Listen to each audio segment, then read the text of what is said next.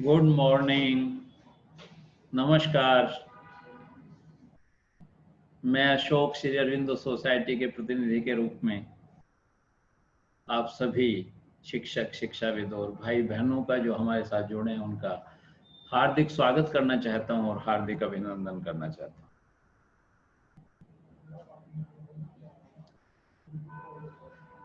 आज हम ऐसे विषय पे बात करने जा रहे हैं जो शब्द तो साधारण है लेकिन अर्थ बहुत गहरा है। शब्द का प्रयोग तो जनसाधारण करता है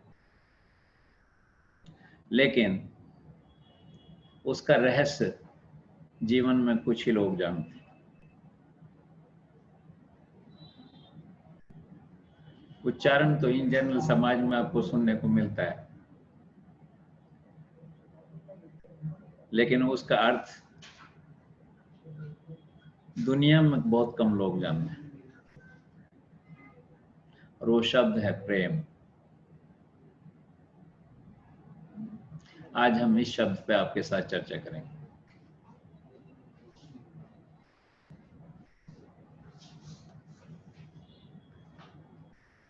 पुरातन जन्म में जब कोई भी मनुष्य अपना चेहरा देखना चाहता था तो उस समय मिरर या दर्पण नहीं होता था और वो ठहरे हुए पानी में जाके अपना चेहरा देखता था। स्वयं को जानने की इच्छा तो मनुष्य में सदैव रही है। मैं कैसा हूं, मेरा व्यक्तित्व कैसा है, मेरा चेहरा कैसा है, मैं कैसा लगता हूं, ये इच्छा शायद जन्मजात मनुष्य में रही होगी। इसलिए वो अपने को पहचानने के लिए अपना चेहरा किसी ठहरे हुए पानी में जाके देखता था ताकि अपने को पहचान सके। अन्यथा तो कहीं अगर किसी मेले में, किसी जंगल में आदमी स्वयं से मिल जाए और वो अपना चेहरा ही उसने ना देखा हो तो अपने को पहचानेगा कैसे? उसके लिए बड़ा मुश्किल हो जाएगा कि स्वयं को ही नहीं पहचानता है क्योंकि स्वयं को उसने देखा नहीं है। लेकिन क्या स्वयं का चेहरा देख लेने से स्वयं को जानना संपूर्ण हो जाता है? हम अपने चेहरे को अगर दर्पण में देख लें, अपनी आंखों में देख लें, दर्पण का मतलब है कि किसी भी दर्पण में जब अपना चेहरा हम देखते हैं तो निश्चित रूप से हम अपनी आंखों में अपने आप को देखते हैं। अपने आप को देखते हैं तो निश्चित रूप से हम ये जान पाते हैं कि हम कैसे लगते हैं, हमारा व्यक्तित्व कैसा। पर जो आप देख पाते हैं ना वो केवल आपकी शारीरिक बनावट है, आपके व्यक्तित्व का एक हिस्सा है जिसे आप देख पाते हैं अपनी आंखों में, दर्पण में। लेकिन आप अपने हृदय को अगर देखना चाहते हैं, आप चाहते हैं कि मेरा हृदय कैसा है, तो उसे आपको अपनी आंखों में देखने की आवश्यकता नहीं है। ये अपनी आंखें उसके लिए पूर्ण नहीं कही जा सकती, वो दूसरों की आंखों में आपको देखना पड़ेगा। दूसरों की आंखों में आप आंखें डाल के देख सकते हो कि मेरा व्यक्तित्व कैसा है, मेरा हृदय कैसा है। इसलिए अगर जहां आप ये जानना चाहते हैं कि मेरा हृदय प्रेम से परिपूर्ण है या नहीं है, तो आपको अपनी आंखों में नहीं, दूसरी की आंखों में देखना पड़ेगा। प्रेम है क्या, कहां से उपजता है? जनरली सारे इस शब्द का प्रयोग जनरली लोग करते हैं। मैं तेरे से बहुत प्रेम करता हूं, मैं तेरे से बहुत प्रेम करती हूँ। सारा साहित्य भरा पड़ा है। माँ अपने बच्चे से बहुत प्यार करती है, पिता अपने बच्चे से बहुत प्यार करते हैं, बच्चे अपनी माँ से बहुत प्यार करते हैं। एक प्रेमिका प्रेमी से बहुत प्यार करती है, एक प्रेमी प्रेमिका से बहुत प्यार करता है। क्या वास्तव में वो प्रेम करते हैं? प्रश्न यह है। प्रश्न ये है कि क्या वो प्रेम करते हैं, वो प्रेम को जानते भी हैं, जिस शब्द का प्रयोग कर रहे हैं क्या उसके बारे में वो जानते भी हैं या नहीं जानते, या प्रेम शब्द पकड़ लिया इसका प्रयोग करते हैं लेकिन प्रेम के बारे में ज्ञान नहीं है। प्रेम तो स्वतः एक प्रक्रिया है जो हो जाता है। प्रेम किया नहीं जा सकता, जो किया जा सकता है वो प्रेम नहीं है, जो किया जा सकता है वो मोह है, वो प्रेम कहाँ है। इसलिए प्रेम को 3 भागों में बांटा जा सकता है, जैसे मोह, प्रेम और अप्रतिबंधित स्नेह या प्रेम या अलौकिक प्रेम। तो हम धीरे धीरे इन तीनों शब्दों को समझते हैं और फिर समझते हैं कि हम क्या करते हैं अपनी लाइफ।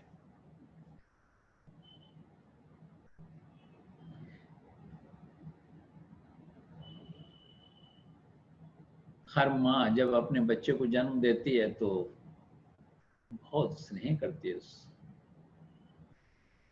बहुत प्यार करती है उससे। लेकिन धीरे धीरे जैसे जैसे बच्चा बड़ा होता है वैसे वैसे वो प्रेम, उसका जो स्नेह है वो मोह में कन्वर्ट होता जाता है। क्यों? क्योंकि वो उससे अपेक्षा रखना शुरू करती है, और जैसे ही हम किसी से अपेक्षा रखते हैं वैसे ही उसकी स्वतंत्रता छीन लेते हैं। और अगर हम अपने प्रेम में किसी की स्वतंत्रता छीन रहे हैं तो प्रेम नहीं रह जाता है, वो मोह रह जाता है।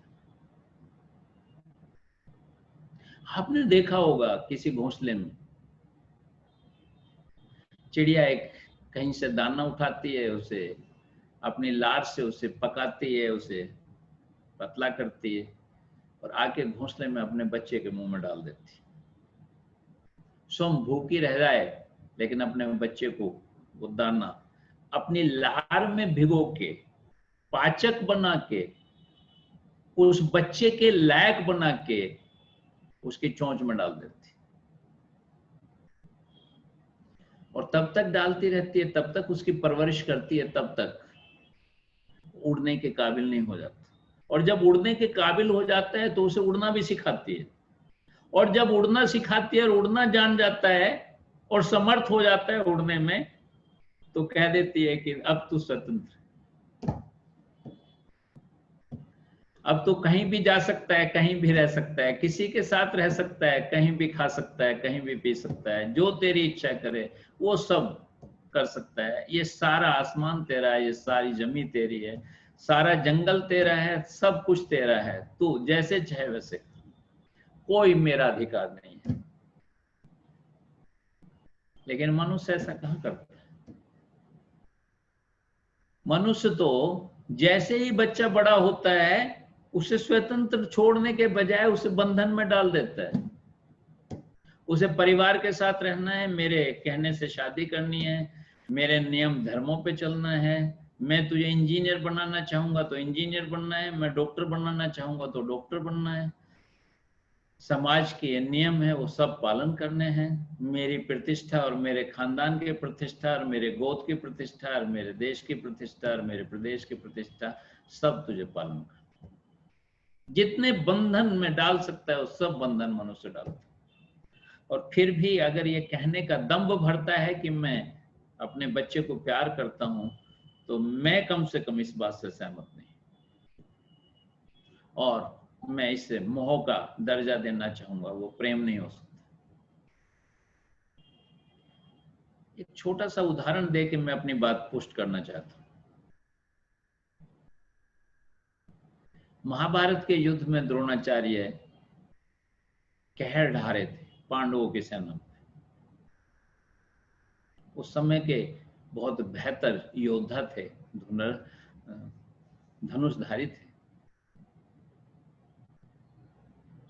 कृष्ण परेशान हो उठा। कृष्ण ने एक तरकीब निकाली। कृष्ण जानते थे कि ये अपने पुत्र से बहुत मोह रखता है, प्रेम नहीं करता है, मोह रखता है। और जो व्यक्ति मोह रखता है उसे छोड़ने में बड़ा कष्ट होता है। जो पकड़ कर रखे हुए है उसे छोड़ने में कष्ट होगा ही। जो चीजें पकड़ कर नहीं रखता मनुष्य, उसे छोड़ने में थोड़ा कम कष्ट होता है या नहीं होता है। लेकिन जिन चीजों को पकड़ कर रखना चाहता है, जिन पर अधिकार चाहता है, जिनकी स्वतंत्रता का हनन किया है, उन्हें स्वतंत्र करने में दिक्कत होती है उससे।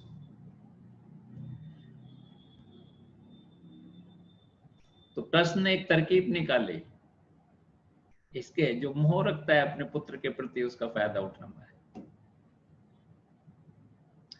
और उन्होंने एक अश्वत्थामा नाम के एक हाथी को भीम से मरवाया और डिक्लेयर कर दिया कि अश्वत्थामा हतो।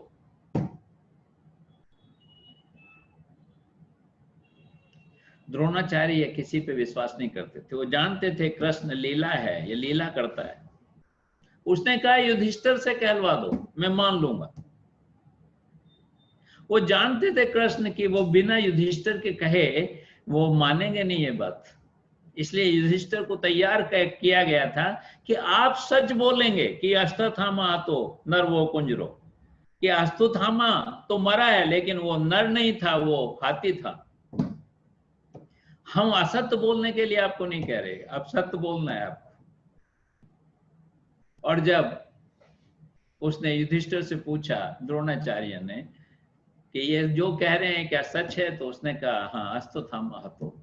और जैसे उन्होंने कहा नर वो कुंजरो, तो उन्होंने ढोल ढमाके बजा दिए, हूटिंग कर दी, जो भी कुछ किया, लेकिन वो शब्द द्रोणाचार्य तक नहीं पहुंचे। और द्रोणाचार्य जैसा विद्वान आदमी, द्रोणाचार्य जैसा योद्धा आदमी, वो धनुष बाण गिरा के बैठ गया। अब युद्ध नहीं करूंगा, किसके लिए युद्ध करूं? ऐसा लगता था कि वो कौरवों के लिए, दुर्योधन के लिए युद्ध नहीं कर रहा था, लेकिन अपने बेटे अश्वत्थामा को स्थापित करने के लिए युद्ध कर रहा था। और जब वो ही मर गया तो अब किसके लिए युद्ध करूं? कृष्ण जाके समझाते भी हैं कि आप तो योग्य व्यक्ति हैं, ज्ञानी व्यक्ति हैं। अगर मैं ये भी कहूं कि अश्वत्थामा वो हाथी था, मनुष्य नहीं था, तो भी आप स्वीकारेंगे नहीं। लेकिन वो तो उस समाचार से इतना विवल हो गए कि उन्होंने अपना धनुष बाण रख दिया। ये मोह है। और उनकी भी मृत्यु हुई और अश्वत्थामा भी का कोई ऐसा प्रमाण नहीं है कि वो मरे, लेकिन दुनिया में उनका नाम भी एक नेगेटिव अप्रोच के साथ ही लिया जाता है। ये मोह। हम जब किसी भी व्यक्ति की, किसी की भी, जिस व्यक्ति से हम स्नेह करते हैं, जिससे प्रेम करते हैं, अगर उसकी स्वतंत्रता हम छीन रहे हैं तो निश्चित रूप से वो प्रेम नहीं कहा जा सकता है, वो मोह ही कहलाता है। और मोह लेने में विश्वास रखता है, देने में विश्वास नहीं रखता। मोह का मतलब है कि मुझे चाहिए आपसे कुछ ना कुछ। और मोह में अहंकार भी है कि मेरा अधिकार है तेरे से ये लेना, तुझे देना ही पड़ेगा, नहीं देगा तो मैं नाराज हो जाऊंगा। अहम है इस बात, अधिकार चाहता है, उसकी स्वतंत्रता का हनन करना चाहता है, लेने में विश्वास करता है। भारतवर्ष में कम से कम माँ बाप इतना तो अपेक्षा रखते ही हैं बच्चे से, इतना तो मोह रखते ही हैं कि मैं मरूं तो कम से कम मेरा दाह संस्कार मेरा बच्चा करे ताकि मुझे स्वर्ग मिल जाए। जहां इतनी भी अपेक्षा है उसे प्रेम नहीं कहा जा सकता। जहां इतनी भी किसी की स्वतंत्रता का हनन है उसे प्रेम नहीं कहा जा सकता। प्रेम का तो अर्थ है कि मेरे पास जो है मैं सब देना चाहता हूं, मेरे पास जो है वो सब तुम्हारी उन्नति के लिए देना चाहता हूं। सच बताऊं तो प्रेम में मनुष्य दूसरे के लिए इतना उपयोगी और इतना सार्थक हो जाता है कि जिससे प्रेम करता है वो संपूर्ण समर्पण के साथ आपके पास आ जाता है। लेकिन आप उसके लिए इतने उपयोगी और सार्थक आपको बनना पड़ेगा। और उपयोगी और सार्थक तभी बन सकते हो जब सर्वस्व देने की इच्छा रखते हो। मेरे पास जो कुछ है सब तेरा है, मैं सब देना चाहता हूं और उसके बदले में कुछ भी नहीं चाहता।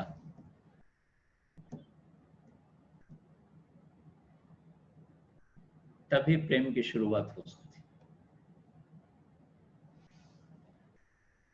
समाज में बहुत सारे विवाह होते हैं, बहुत सारे प्रेम विवाह भी होते हैं, बहुत सारे अरेंज मैरिज भी होती हैं, शादी होती है, माँ बाप उसे अरेंज करते हैं।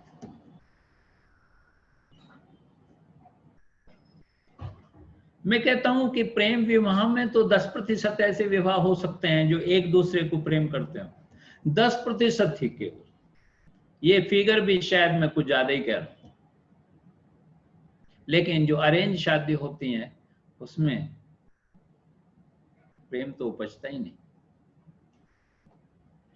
वो तो आपने देखा होगा, जो पशु चराने वाले चरवाहे होते हैं, वो कई बार जो बहुत उछल कूद करते हैं पशु, उनके दोनों पशुओं के पैर में एक रस्सी बांध देते हैं। आपने खासकर देखा होगा जो गधे को ले जाते हैं लोग, वो दो दो गधों को एक साथ रस्सी से बांध देते हैं। ये सच बताएं तो जो शादी है वो ऐसा ही कुछ प्रकरण है कि दोनों की स्वतंत्रता छीन देता है समाज, और वो एक दूसरे की स्वतंत्रता भी छीनने के लिए आमादा रहते हैं। वो अपनी दिशा तय नहीं कर सकते। जैसे दो पशुओं को एक रस्सी से बांध दिया जाता है, वैसे ही उससे तो वो पशु बेहतर है जिसके गले में कुछ लकड़ी बांध दी जाती है कि वो तेज ना दौड़े। कम से कम उसे वो अरेंज तो कर सकता है, कुछ उसका इंतजाम तो कर सकता है, कुछ उसका उपाय निकाल सकता है। लेकिन अगर दो पशुओं को एक साथ बांध दिया जाए, एक ही रस्सी से बांध दिया जाए, तो वो कोई उनमें से एक भी पशु अपनी दिशा निर्धारित नहीं कर सकता, अपनी दशा निर्धारित नहीं कर सकता। उन दोनों पशुओं को एक साथ ही चलना पड़ेगा, एक ही स्पीड से चलना पड़ेगा। वो चाहते नहीं है, उनकी बाध्यता है। उन्हें एक रस्सी से बांध दिया गया इसलिए बाध्यता है, वो एक ही स्पीड से दौड़ सकते हैं, एक ही दिशा में जा सकते हैं, एक ही तरह वो एक्टिविटी कर सकते हैं। ऐसा ही कुछ है। इसलिए प्रेम विवाह में कुछ 10% हो सकता है कि वो एक दूसरे की स्वतंत्रता को बरकरार रखते हो। वैसे तो 10% भी बहुत बड़ी फिगर है। प्रेमी और प्रेमिका तो एक दूसरे के स्वतंत्रता की बात कर सकते हैं, बात कर सकते हैं, दिखा सकते हैं कि मैं एक दूसरे को स्वतंत्रता दूंगा, मैं एक दूसरे के जो व्यक्तिगत जो भी कुछ को है उनमें कोई हिस्सेदारी नहीं करूंगा, कोई इंटरफियर नहीं करूंगा। लेकिन शादी के बाद वो संभव नहीं रह पाता, क्योंकि हमारी मानसिकता प्रेम की नहीं है, हमारी मानसिकता मोह की है। मोह मीन्स हम एक दूसरे से चाहते हैं, देना नहीं चाहते। जब एक दूसरे से चाहते हैं तो मोह में कन्वर्ट हो जाते हो, प्रेम नहीं रह जाता।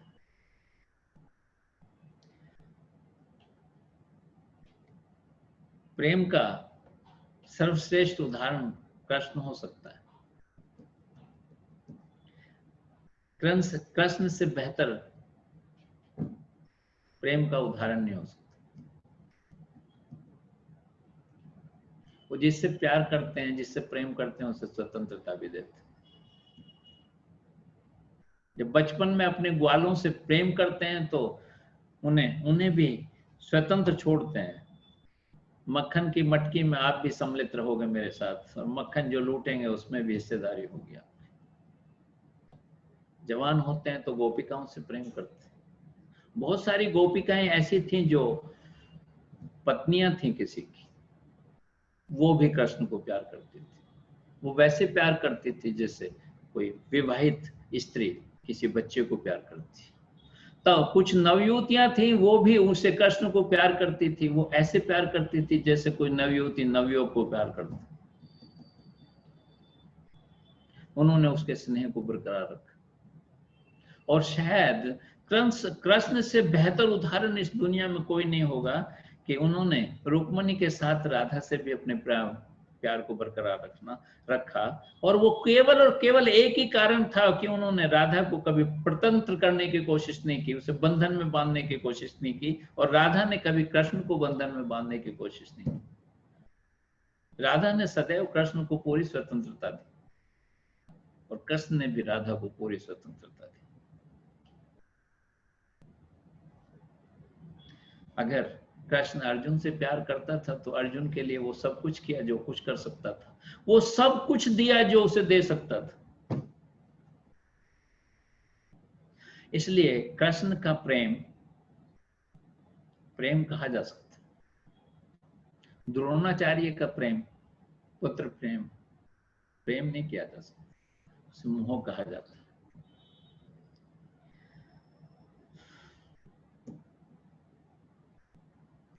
हम प्रेम और मोह की बात कर रहे हैं जो सामाजिक विषय थे, लेकिन असली विषय ये नहीं था। हमारा असली विषय था कि गुरु और शिष्य के बीच में जो प्रेम है उससे हम थोड़ी सी बात करना चाहते हैं। हमारा मकसद सदैव जब भी हम सेशन लेते हैं तो सदैव ये रहता है कि हम गुरु और शिष्य की बात करें, शिक्षक और शिक्षा की बात करें।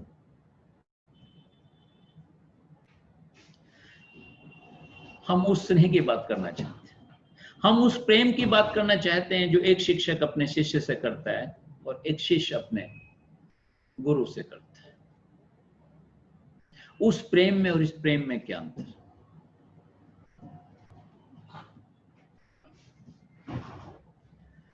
अभी हमने मोह और प्रेम की बात की। हमने बताया मोह में मनुष्य लेने का प्रयास करता है, कुछ प्राप्त करने का प्रयास करता है, देने की नियत नहीं होती। लेकिन प्रेम में वो कुछ देना चाहता है, संपूर्ण देना चाहता है, उसकी लेने की नियत नहीं होती, उसकी देने की नियत होती। उसे प्रेम कहा जा सकता है। और सच बताएं तो अगर कोई मनुष्य आध्यात्मिक होना चाहता है, कोई ईश्वर को प्राप्त करना चाहता है, तो वो प्रेम से ही प्राप्त कर सकता है, मोह से प्राप्त नहीं कर सकता। पकड़ के किसी को नहीं प्राप्त किया जा सकता है। ईश्वर को प्राप्त करना है, आध्यात्म को प्राप्त करना है, प्रकृति पे विजय पानी है, समष्टि का रहस्य जानना है, तो आपको समर्पण करना ही पड़ेगा। इसलिए जब ईश्वर के प्रेम की बात करते हैं तो वो भक्ति में कन्वर्ट हो जाते हैं, वो प्रेम का और पवित्र रूप।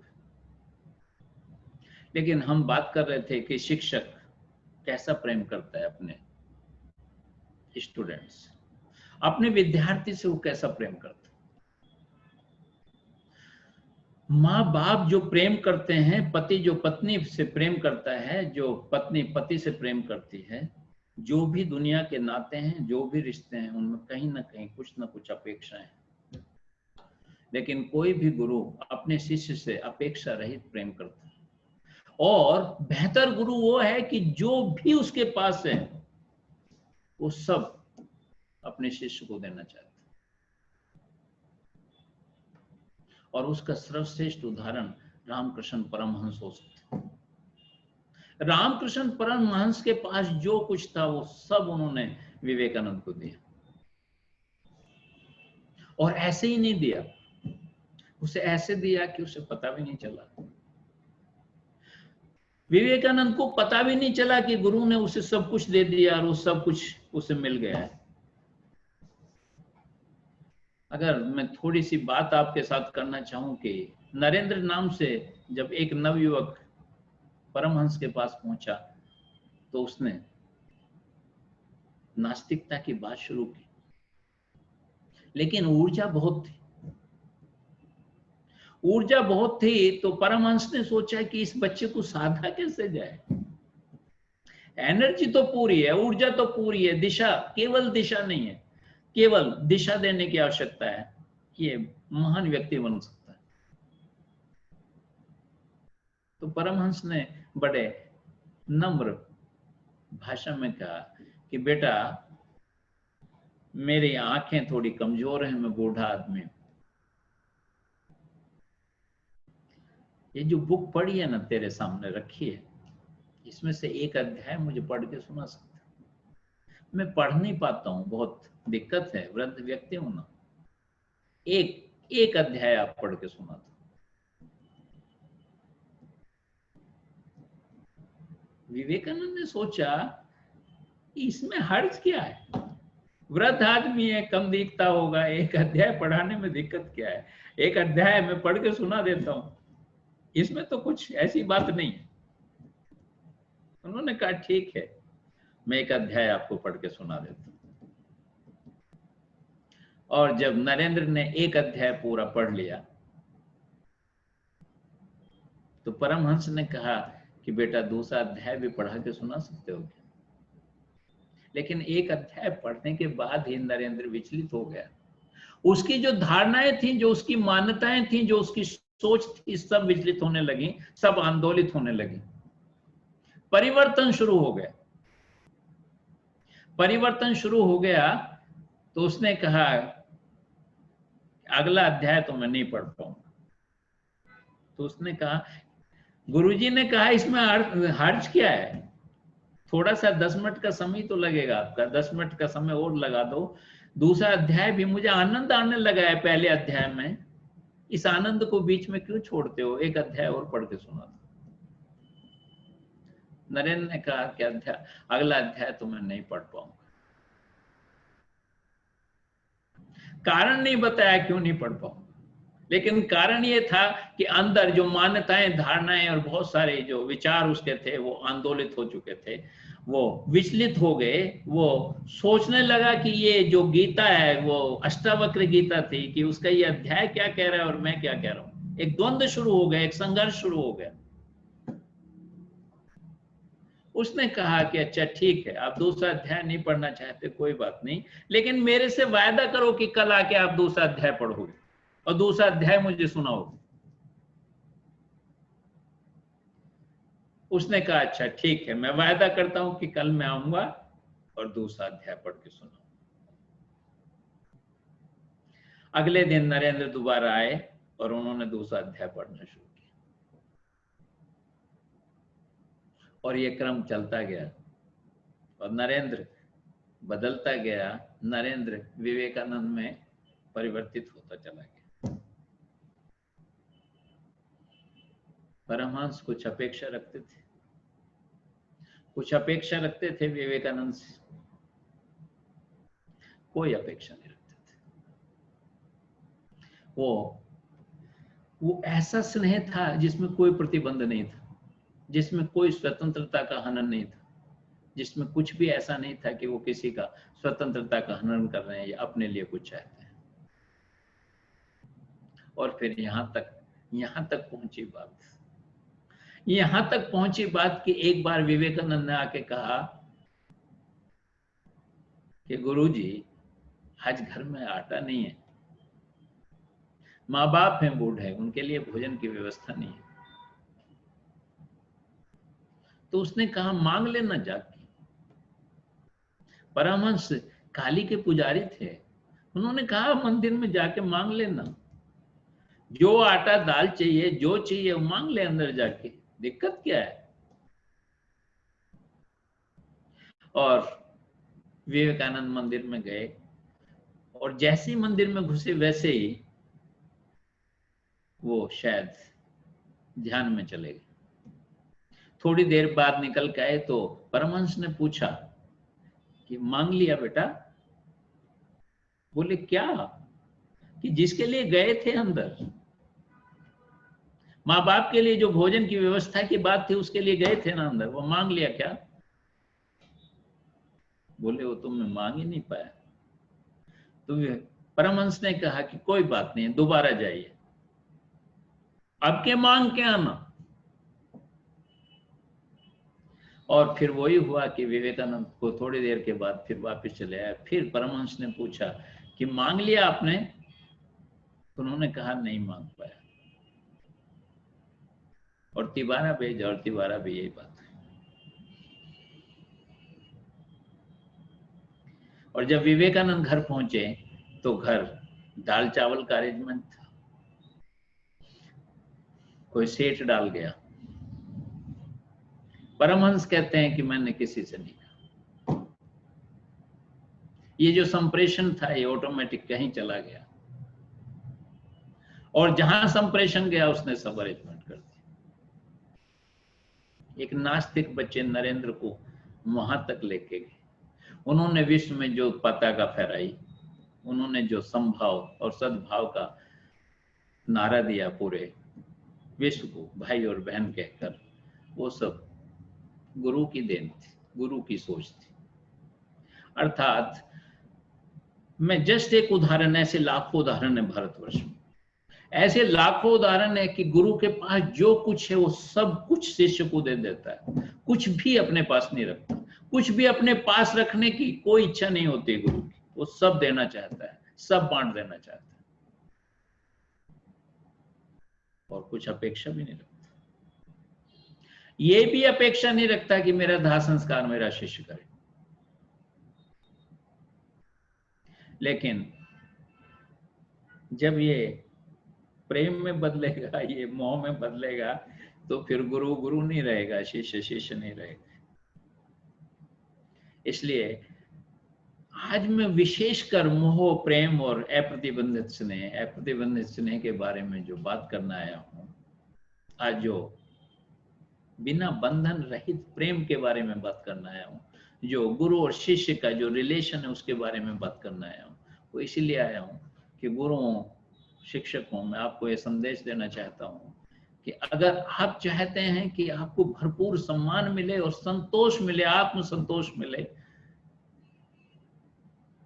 तो आपको वही अप्रतिबंधित स्नेह का मार्ग स्वीकार करना पड़ेगा। इसके अलावा कोई चारा नहीं है, इसके अलावा कोई चारा नहीं है कि अपने शिष्य को वो सर्वस्व दे सको जो तुम्हारे पास है। इसके अलावा कोई चारा नहीं है कि आप एक ऐसे शिष्य पैदा कर सको, ऐसे विद्यार्थी और शिक्षार्थी पैदा कर सको जो आपके पास जो कुछ है वो सब ग्रहण कर लें, सब ग्रहण कर लें, आत्मसात कर लें और अगली पीढ़ी को पहुंचाने का काम करें। इसलिए आज हमने इस विषय को चुना था। हम चाहते थे कि मोह, प्रेम और सब परिभाषित करते हुए हम शिक्षक और शिष्य के बीच में जो स्नेह होना चाहिए उसे कैसे बरकरार रख सकते हैं, इस पे हम आपसे के साथ चर्चा करना चाहते हैं। और अंत में मैं एक संदेश देते हुए अपनी बात खत्म करना चाहूंगा कि अगर पूरी दुनिया में कोई रिश्ता है जहां वास्तविक स्नेह है, मैंने बताया ना कि कभी अगर परमात्मा से आप स्नेह करते हो, उससे प्रेम करते हो, तो वो भक्ति में तब्दील हो जाता है। लेकिन जब आपका गुरु आप प्रेम वसा के आपको सर्वस्व जो उसके पास है वो सब आपको सौंपना चाहता है, तो गुरु के प्रति सम्मान पैदा हो जाता है, ईश्वर के प्रति भक्ति पैदा हो जाती है और गुरु के प्रति सम्मान पैदा हो जाता है। और ईश्वर की खुराक भक्ति है और गुरु की खुराक सम्मान। ईश्वर को उसको भक्ति मिलती है जो उसकी खुराक है, और गुरु को उसका सम्मान मिलता है जो उसकी भूख है, जो उसका भोजन है। उसी के आधार पे आज तक तमाम शिक्षक सम्मानित जीवित रहे हैं, पूरा समाज और सब उनका सम्मान करता है। उस सम्मान को बरकरार रखने का एक ही तरीका है कि हम अपने शिष्य से, जो आज तक पूरा इतिहास बताता है कि प्रतिबंधित स्नेह, अनकंडीशनल लव जो हम करते आए हैं वो हमें बरकरार रखना है। और हमारे पास जो कुछ है सर्वस्व अपने शिष्यों को बांट के जानना है, कुछ भी लेके नहीं जानना है। यकीन मानिए कि ईश्वर जिस तरह से भक्ति से प्रसन्न होकर प्रकट हो जाता है, वैसे ही आपके इस व्यवहार से आपका सम्मान प्रकट हो जाएगा पूरे समाज में, पूरे विश्व में, पूरे देश में। यही बात मैं आज आपसे इस संबंध में कहना चाहता था। आपने मेरी बात बहुत ध्यान से सुनी, उसके लिए मैं आपका आभारी हूँ। और फिर मैं वही एक निवेदन करना चाहता हूँ। निवेदन ये है कि अगर किसी के भी मन में कोई जिज्ञासा हो, कोई प्रश्न हो, कुछ पूछना चाहते हैं इस संबंध में, तो निसंकोच मेरे से पूछ सकते हैं। मैं कोशिश करूंगा कि आपके जो क्वेश्चन है उसका मैं जवाब दे सकूं, और अगर नहीं संतुष्ट कर पाया तो निश्चित रूप से कुछ दोबारा प्रयास करूंगा।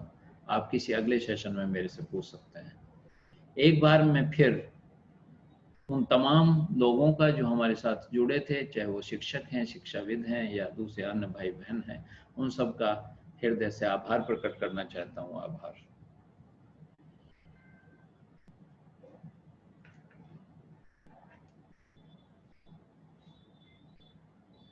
सर एक क्वेश्चन आया है, सर प्रेम और स्नेह एक ही है या अलग अलग है? एक प्रश्न आया है कहीं से कि प्रेम और स्नेह एक ही चीज है या अलग अलग? निश्चित रूप से थोड़ा सा अलग है। स्नेह सबसे पहली बात तो अपने से छोटों से किया जाता है, अपने से निबल से किया जाता है। स्नेह में भी प्रेम की तरह देने का ही भाव है, लेने का भाव नहीं है। इसलिए स्नेह और प्रेम में कुछ विशेष अंतर नहीं है, बस इतना सा अंतर है कि स्नेह शब्द, स्नेह छोटों के लिए, जो हमसे उम्र में छोटे हैं, खासकर बच्चों के लिए स्नेह का प्रयोग होता है। उन बच्चों के लिए स्नेह का प्रयोग होता है जो खासकर अबोध हैं, उनके प्रति स्नेह उमड़ता है, और केवल अपने बच्चों के लिए नहीं उमड़ता है, पशुओं के बच्चों के लिए भी उमड़ता है, पौधों के बच्चों के लिए भी उमड़ता है। छोटा सा पौधा होता है ना, जो बच्चा पौधा होता है, उसके प्रति भी स्नेह उमड़ता है हमारे मन में, उसे भी कुछ देने की इच्छा होती है, उसका भी संरक्षक का मन करता है कि उसे भी संरक्षित किया जाए, उसे सबका मन करता है कि इससे कुछ हम सींचें, कुछ खाद दें और बेहतर करें। किसी को पशु का भी बच्चा होता है ना, उसके प्रति भी भाव उमड़ता है, वो स्नेह है अपने बच्चों के प्रति भी।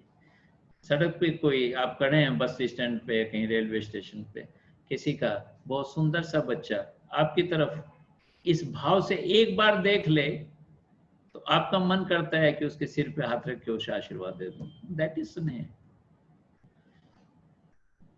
एक भाव है, एक अभिव्यक्ति है। मैंने एक दिन कहा था आपसे, वो मैं रिपीट करना चाहता हूँ कि जब मनुष्य करुणा में ही हो जाता है, जब उसका हृदय करुणा से भर जाता है, तो सच बताऊं तो सबके प्रति स्नेह उमड़ता है, सबके प्रति प्रेम ही उमड़ता है। लेकिन स्नेह शब्द प्रेम से भी ज्यादा पवित्र है, क्योंकि वो उनके लिए उमड़ता है जो ईश्वर का स्वरूप है, उनके लिए उमड़ता है जो वास्तव में पवित्र हैं, जो अबोध हैं, जो बच्चे हैं, उनके प्रति उमड़ता है। इसलिए ये कहा जा सकता है कि स्नेह प्रेम का ही एक हिस्सा है, लेकिन ज्यादा पवित्र है, प्रेम से भी ज्यादा पवित्र। उसमें प्रेम में तो देने की इच्छा है, लेकिन स्नेह में तो संपूर्ण देने की इच्छा है। मनुष्य सब कुछ देना चाहता है स्नेह। शायद जो मैं समझाने की कोशिश की है वो शायद आप तक पहुंची हो, आप संतुष्ट हुए हो, ऐसी मैं आशा रखता हूँ। एक और क्वेश्चन है सर कि विवाह में पति पत्नी पटरी की तरह होते हैं, मिलो मत साथ जरूर चलना है, सही है? किसी ने क्वेश्चन किया है कि विवाह के बाद पति पत्नी रेल की पटरी की तरह होते हैं।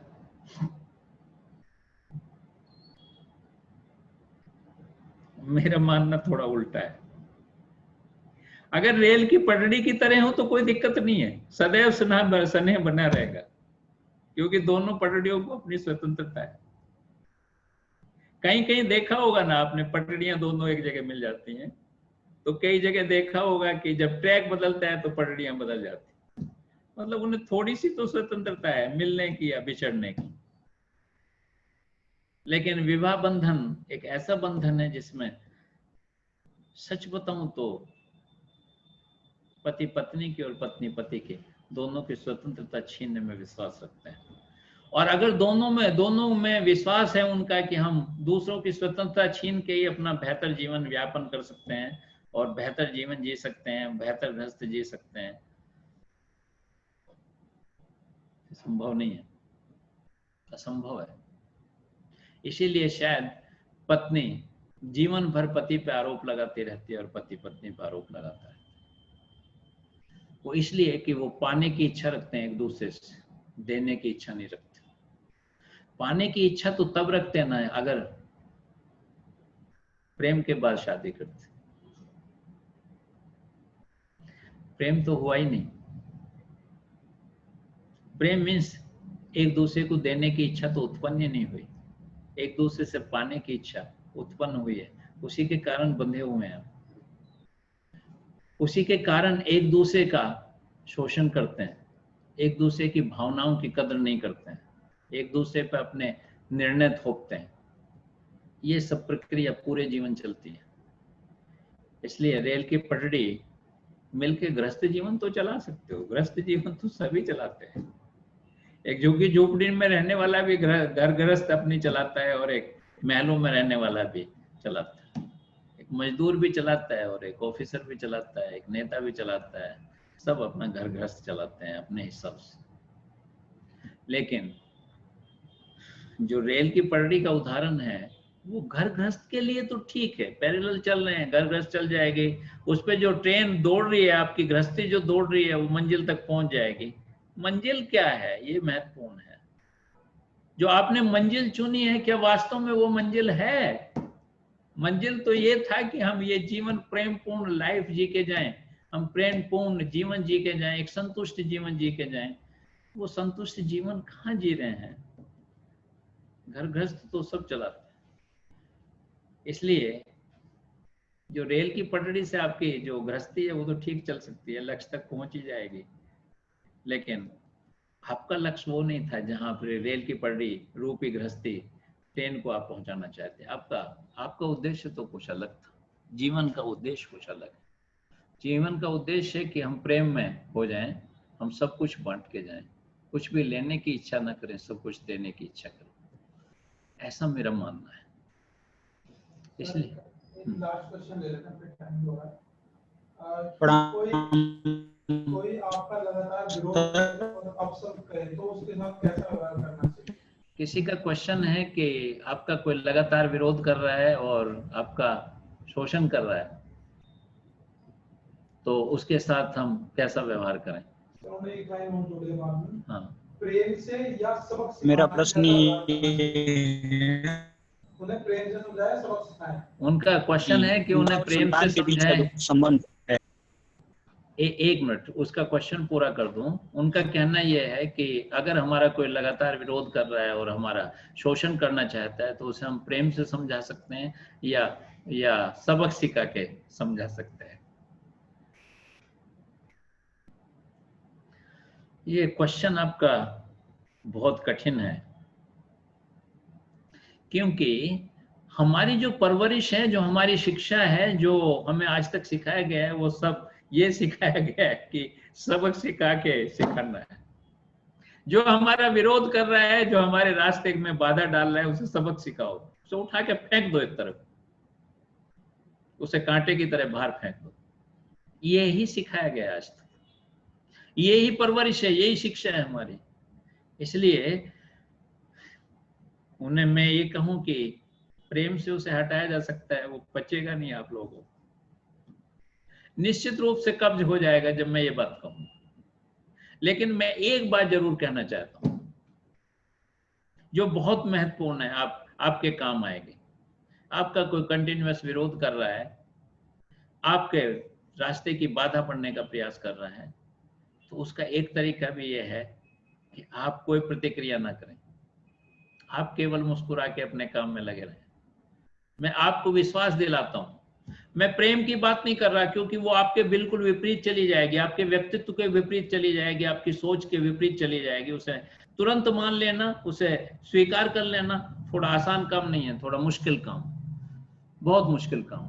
लेकिन इतना तो आप कर ही सकते हैं कि कल हमने जो सहनशीलता की बात की थी, धैर्य की बात की थी, संयम की बात की थी, आप मुस्कुराते हुए अगर उसे अपने रास्ते चले जाएंगे, अपने काम में लगे रहेंगे, तो जो विरोध करने वाले लोग हैं, जो बाधा बनने वाले लोग हैं, जो आपको टीच करना चाहते हैं, यकीन मानिए, मैं आपको विश्वास के साथ ये बात कहना चाहता हूं कि जब आप अपने रास्ते चले जाएंगे तो दोबारा आपके रास्ते में आना और आपको परेशान करने की हिम्मत करनी पड़ेगी उन्हें।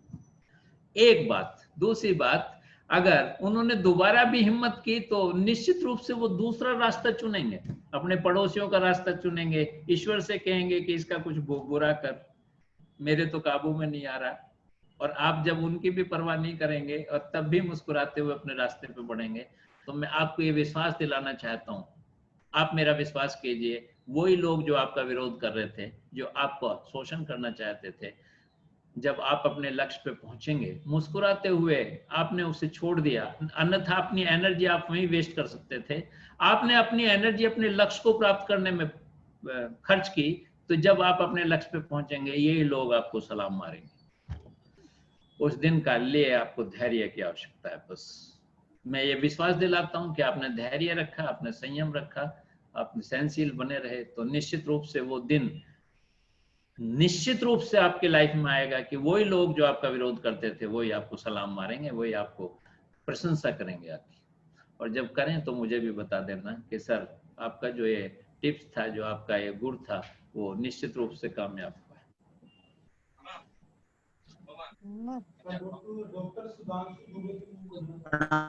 डॉक्टर सुधांशु जी कुछ पूछना चाहते हैं, पूछिए सर। ये माता और संतान के बीच का जो संबंध है, हाँ, उसे जी हाँ जी जी, माता और संतान के बीच का जो संबंध है, उसे हम स्नेह के मानेंगे, मोह के रूप में मानेंगे, प्रेम के रूप मानेंगे, या किस तरह का संबंध मानेंगे, या अवस्थाओं के अनुसार इसमें परिवर्तन होता है? हाँ, समय के अनुसार थोड़ा सा इसमें परिवर्तन होता है। जब माँ गर्भवती होती है, तो हमने जो पहला सेशन लिया था, डॉक्टर साहब शायद उसमें आप सम्मिलित थे या नहीं, लेकिन आप सुनना, जीवन मूल्य के नाम से मैंने पहला सेशन लिया था, जिसमें मैंने ये बताया था कि कोई भी आत्मा माँ बाप स्वयं चुनती है, वातावरण स्वयं चुनती है। तो जब गर्भ में प्रवेश करती है कोई भी आत्मा, तो वहीं से एक लगाव पैदा हो जाता है, माँ का एक अनुबंध हो जाता है, आपस में एक बाउंडिंग हो जाती है उस आत्मा की और माँ की। और जब उसे प्रसव के बाद, बहुत कष्ट के बाद, प्रसव में आसानी से नहीं बच्चा पैदा होता है, माँ को बड़ा कष्ट झेलना पड़ता है, तो जब उस कष्ट के बाद बच्चा बाहर आता है उसकी गोद में, तो निश्चित रूप से उससे एक लगाव पैदा हो जाता है, जिसे स्नेह कहा जा सकता है। और जैसे जैसे वो बच्चा बड़ा होता है, वो स्नेह प्रेम में परिवर्तित हो जाता है, और जैसे जैसे बच्चा फिर बड़ा होता है, तो वो मोह में परिवर्तित हो जाता है। इसलिए स्नेह से शुरू होता है और मोह तक पहुंच जाता है, और लास्ट में जब पत्नी आती है ना, उसकी बच्चे की शादी करती है, तो ये झगड़ा होता है, अंतर्द्वंद मचता है कि जो उसका अधिकार था उसके पुत्र पे, उसे कोई दूसरा अधिकारी आ गया है उसके पुत्र को बांटने के लिए, उसकी भावनाओं को बांटने के लिए। इसीलिए जो असली झगड़ा है सास और बहू का, वो पुत्र को लेके है। बेशक वो उस लड़ाई में स्वयं ये बात ना कहते हो, वो प्रदर्शित नहीं करते हो, लेकिन वास्तविकता ये है कि जो माँ का स्नेह प्रेम में बदला और प्रेम से मोह में बदला, आज जब उसका बंटवारा हो रहा है उसके बच्चे का पत्नी के साथ, तो कहीं ना कहीं माँ को बर्दाश्त नहीं होता है, तो ये मोह है उसका। अन्यथा तो उसे स्वतंत्र छोड़ देना चाहिए, उसने शादी कर ली, पत्नी के साथ रहना चाहिए, पत्नी को प्रेम देना चाहिए, पत्नी से प्रेम पाना चाहिए। माँ ने उस स्नेह के साथ उसे पाल दिया, बड़ा कर दिया, सब कुछ कर दिया, तो ये मोह में परिवर्तित हो जाता है। ऐसा मेरा मानना है डॉक्टर साहब।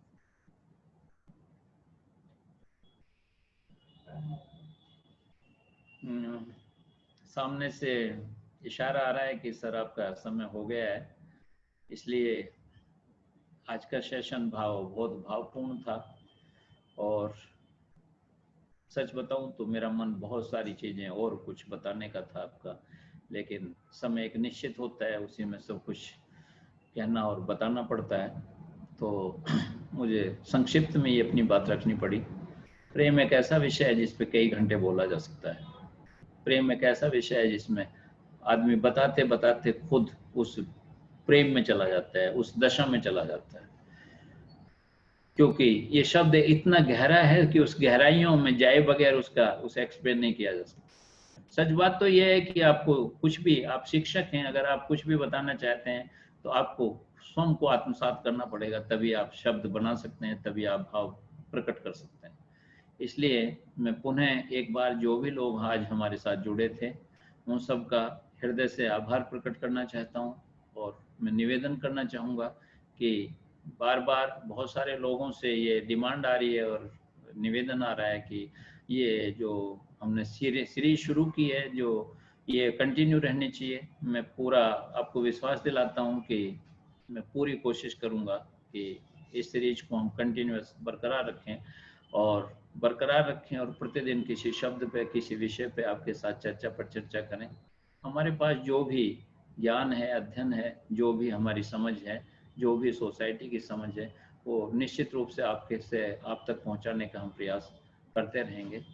आप सभी ने मुझे ध्यान से सुना, उसके लिए मैं हृदय से आपका आभार प्रकट करना चाहता हूँ। बहुत बहुत आभार।